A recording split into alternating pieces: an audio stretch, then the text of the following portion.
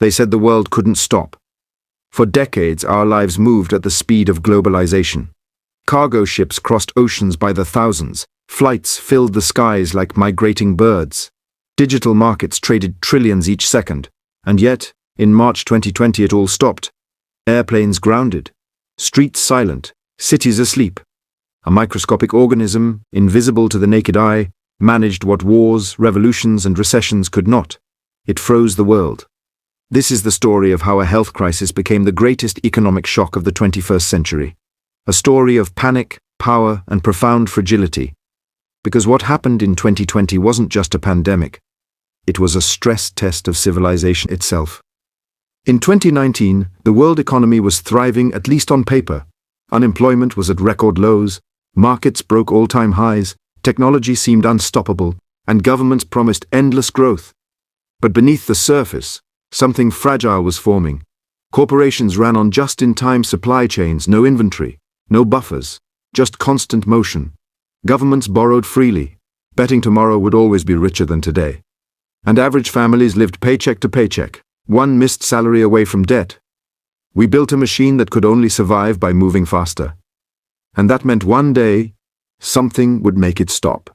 In December 2019, hospitals in Wuhan, China began reporting strange pneumonia cases.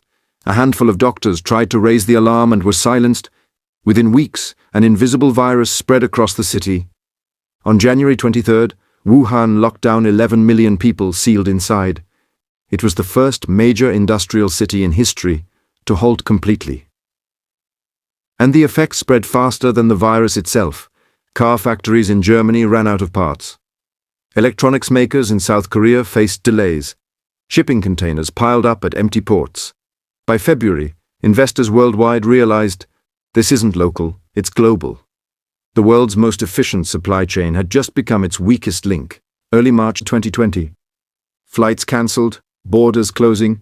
Italy, the heart of Europe's fashion and auto industry, shut down completely. Then came the markets. In less than a week, the Dow Jones fell 10,000 points. Oil prices collapsed to negative, sellers literally paying buyers to take oil away.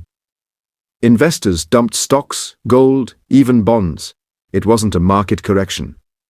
It was a liquidity panic, the financial equivalent of a global heart attack. Governments scrambled.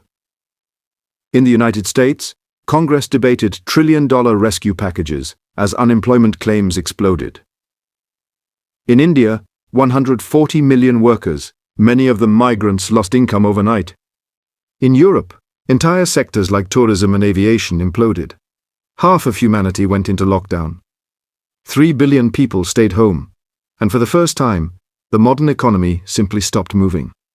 Imagine pressing pause on everything. No commuting, no travel, no factories.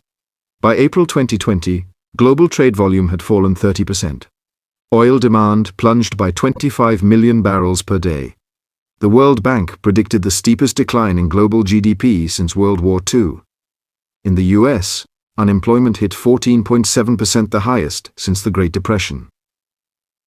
In just 6 weeks, more than 40 million Americans filed jobless claims.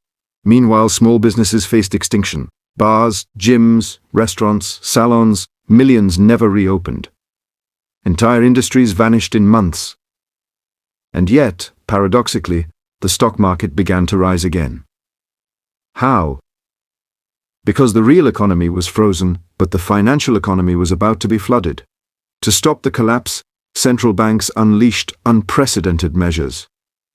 The US Federal Reserve cut interest rates to zero, created emergency credit lines, and began injecting trillions into the system. Governments followed with historic spending. America passed the CARES Act, sending checks to citizens and lifelines to companies.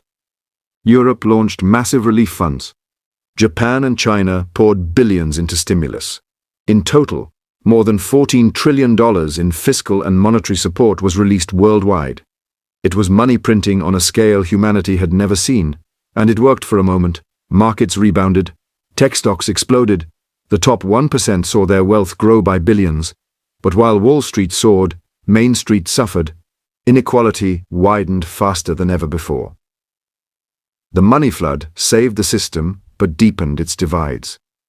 By late 2020, optimism returned. Vaccines rolled out. Companies adapted to remote work. GDP numbers rebounded sharply. Economists called it the V-shaped recovery. But under the surface, the damage lingered. More than 250 million jobs were still lost worldwide. Global poverty rose for the first time in 2 decades.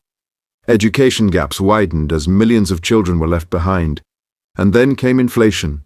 Stimulus cash fueled spending, but supply chains remained broken. The result? Demand skyrocketed while supply stagnated. By mid-2021, prices of essentials food, fuel, housing were climbing at the fastest pace in 40 years. The cure of 2020 had become the poison of 2021. Central banks panicked again, but this time in reverse.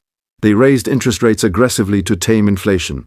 That meant higher loan costs, collapsing tech valuations, and rising debt defaults. Governments faced pressure from both sides, voters demanding relief, and markets demanding discipline. Developing nations were hit hardest. Sri Lanka defaulted on its debt. Pakistan and Ghana turned to the IMF.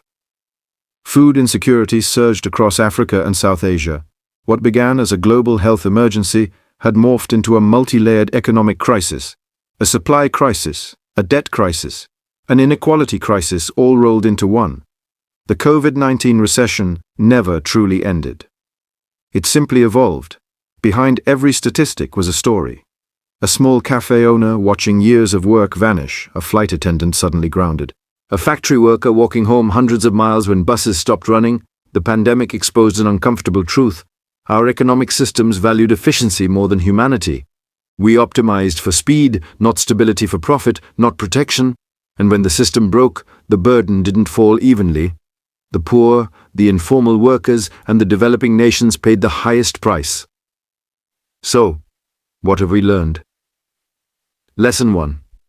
The economy is only as strong as the people who keep it moving.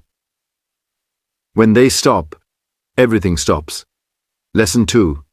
Resilience matters more than efficiency. Supply chains need buffers. Systems need backups. Societies need safety nets. Lesson 3.